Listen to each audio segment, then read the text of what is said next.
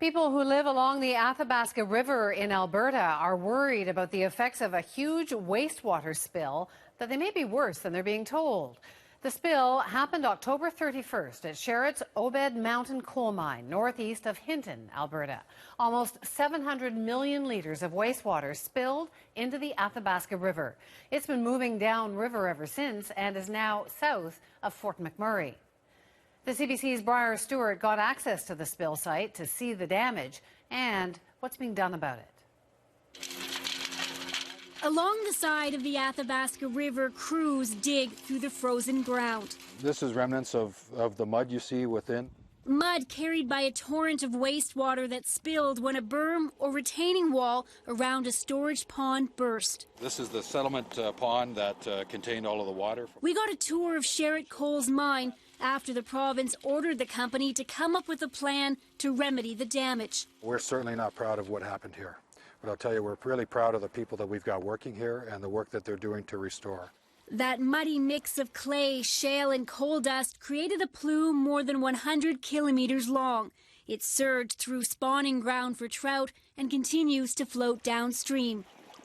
The government says fish habitat has been damaged, but because the river is freezing over, it's unclear just how much. Provincial water samples taken after the spill show there were elevated levels of heavy metals like aluminum and lead. Some of the chemicals, as we've said, are not acceptable under the Canadian Drinking Water Standard guidelines.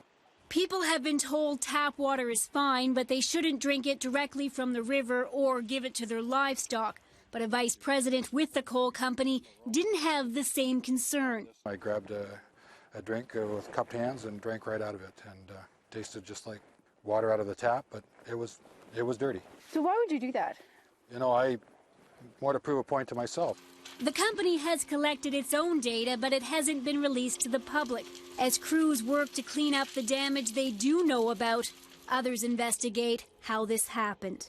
Right now, crews are testing the ground. They're trying to figure out why a berm that was just inspected earlier this year suddenly failed. This environmental scientist says one of his biggest concerns is just how safe storage ponds are. It highlights the kinds of risks associated with the tailings ponds further downstream in the oil sands. I mean, they're much larger and they have a much broader mix of contaminants. If this pond could leak, he says, how can the public be assured others won't as well? Briar Stewart, CBC News, near Hinton, Alberta.